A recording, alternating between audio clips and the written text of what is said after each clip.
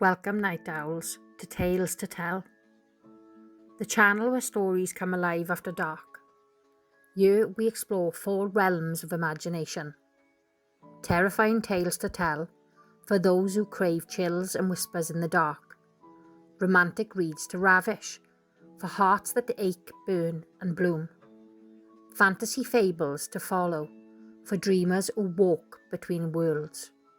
And sci-fi stories to self-indulge for minds that drift beyond the stars. Tonight's fantasy fable to follow is The Grove That Dreamed. In the kingdom of Thala, there was a grove that never bloomed. Its trees were twisted, its soil untouched by the sun. Locals called it the Dreamless Wood, cursed, they said, by a sleeping god who once walked among them. But one spring, a girl named Nima wandered in. She was mute and orphaned and drawn to silence. She slept beneath the gnarled branches and dreamed for the first time in years of glowing roots, whispering leaves, and a voice that called her child. Each night she returned, and each morning the grove changed. A single blossom, a patch of moss, a tree that bent toward her like a parent. The villagers grew fearful. They said she was the waking god. But Nima knew the truth. The grove wasn't cursed. It was grieving, forgotten, waiting for someone to listen. And when she finally spoke, her first word in years, the grove bloomed. Not with flowers, but with memories. Story 2. The Feather Thief. In the floating city of Cerwyn, feathers were currency. Not ordinary ones, enchanted plumes from sky beasts, each holding a spell. The richer the feather, the stronger the magic. A boy named Leo lived in the shadow of the towers, featherless and forgotten, until he met a blind falconer named Senna, who taught him to listen to wind and not wealth. One night, Leo stole a golden feather from the high aviary, but when he tried to cast a spell, it backfired, turning his voice into birdsong. He couldn't speak, only chirp and whistle. Senna found him, laughing softly.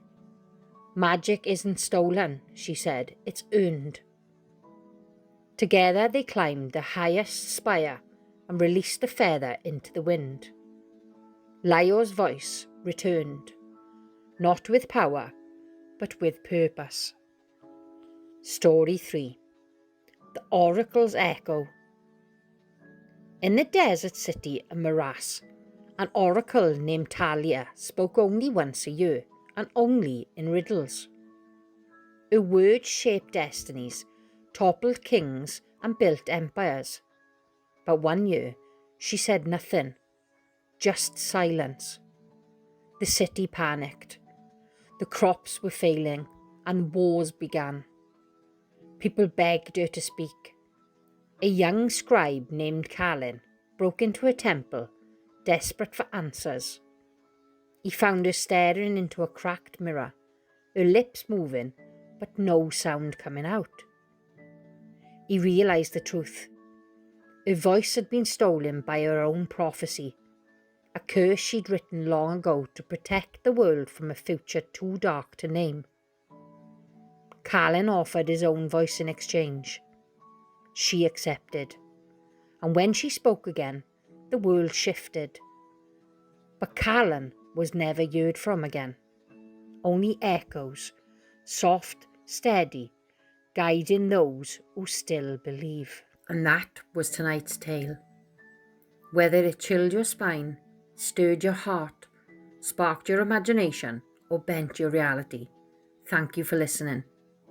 This is Tales to Tell, where stories never sleep. If you enjoyed this journey, don't forget to like, subscribe, and share with fellow night owls. Until next time, keep your lantern lit, your journal open and your signal strong, because the next tale is already watching.